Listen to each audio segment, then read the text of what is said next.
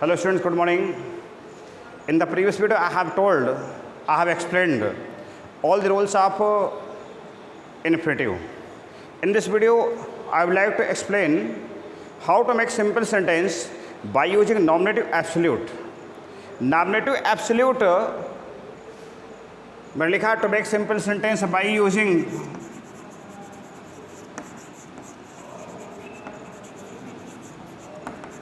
Nominative absolute, अर्थात एक problem होती है कि नॉमिनेटिव एब्सोल्यूट के प्रयोग से वाक्यों को सिंपल हम कब बनाएंगे। तो नॉमिनेटिव एब्सोल्यूट के प्रयोग से वाक्यों को सिंपल जब बनाएंगे जब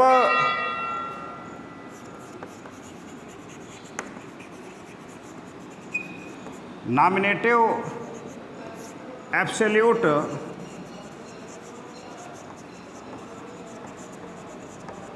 के प्रयोग से वाक्य को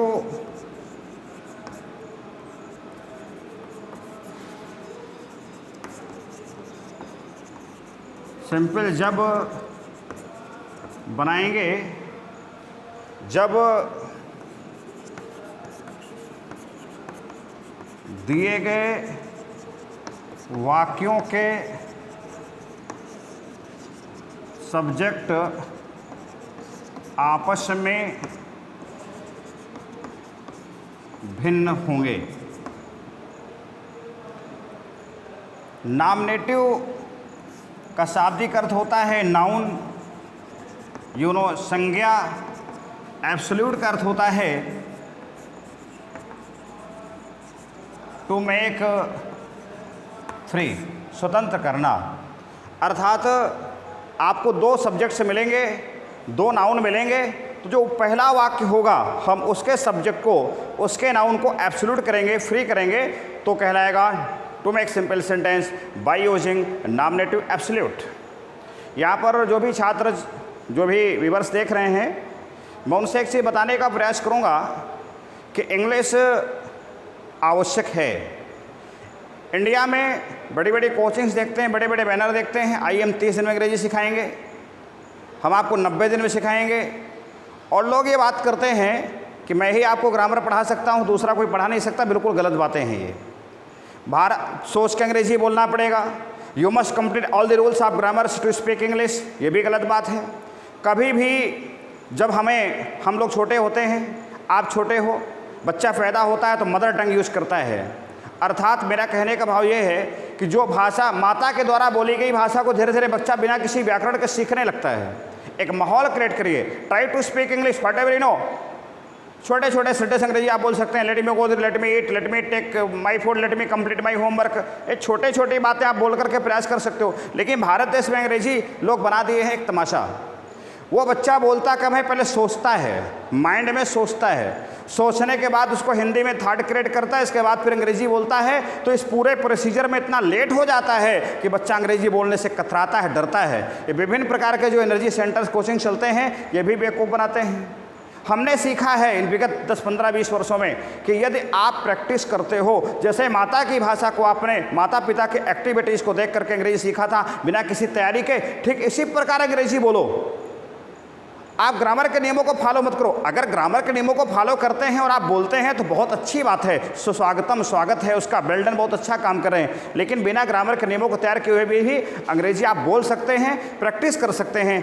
if you want to get something extra, I think that you must try to speak English. आप कोटा जाते हो, दिल्ली जाते हो, किसी से कोचिंग करते हो, आप में से कोई बीटेक करता है, बीटेक करने के बाद अमेरिका पहुंचता है, तो वहाँ पर आपको अपने विचार को एक्सप्रेस करने के लिए अंग्रेजी आनी ही चाहिए। अंग्रेजी को भविष्य बनाइए। अंग्रेजी ऐसे नहीं आने वाली, थोड़ा प्रैक्टिस करेंगे और थोड़ा मेहनत करेंगे तो मैं नॉमिनेटिव एब्सोल्यूट के नियमों के माध्यम से आपको ये सिंपल बता रहा हूँ। तीसरा नियम है ये सिंथेसिस का। इसके लिए मात्र 3 नियम का हम प्रयोग करेंगे। गिनती के 3 नियम ही हैं, देखें।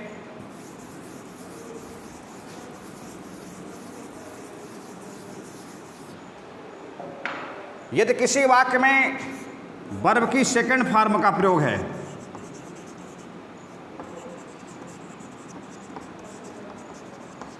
तो जब हम इसको सिंपल बनाएंगे तो वर्ब की सेकंड फॉर्म को इसको हैविंग प्लस वर्ब की थर्ड फॉर्म में बदलेंगे।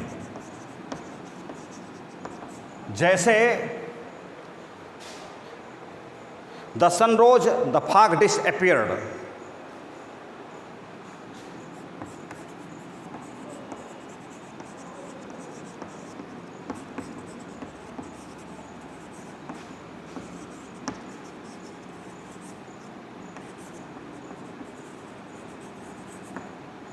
एक सब्जेक्ट ये है, एक सब्जेक्ट ये है, ये सूर्य है, ये कोहरा है।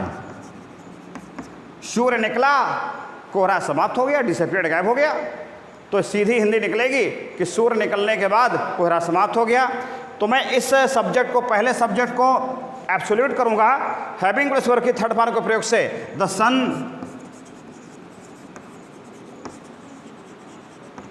Having risen comma the fog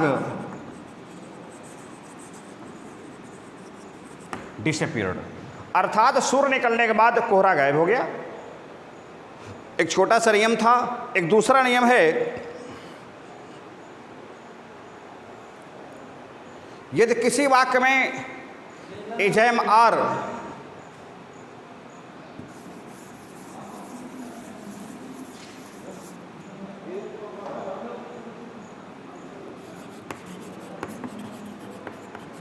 यदि किसी वाक्य में इज एम आर का प्रयोग है, सॉरी वाज वेयर का प्रयोग है,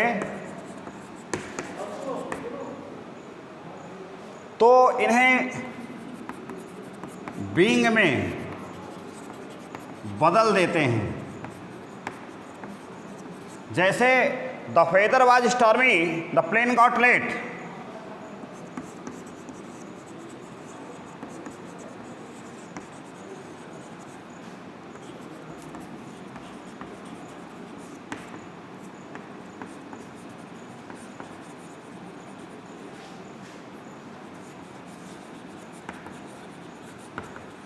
the plane got late,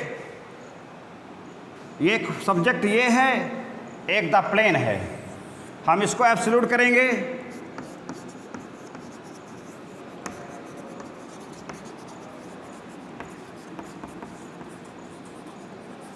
the weather being stormy, इसको वाज को हम बीइंग में लेके जाएंगे।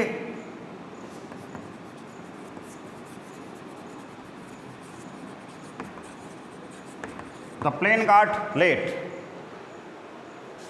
तीसरा नियम है, यदि वाक्य पैसिव वॉइस है, अर्थात यदि वाक्य पैसिव वॉइस में है तो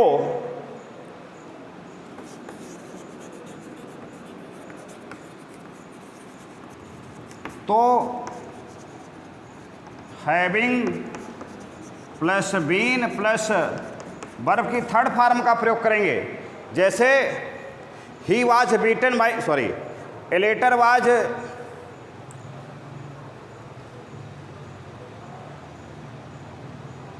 the letter was written, he posted it at once.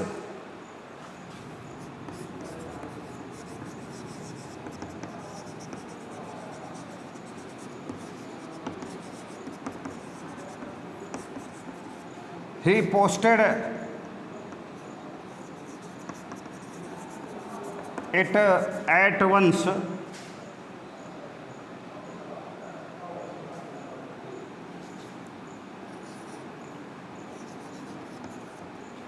एक सब्जेक्ट ये लेटर है, एक सब्जेक्ट ही है, इसको एब्सोल्यूट करेंगे।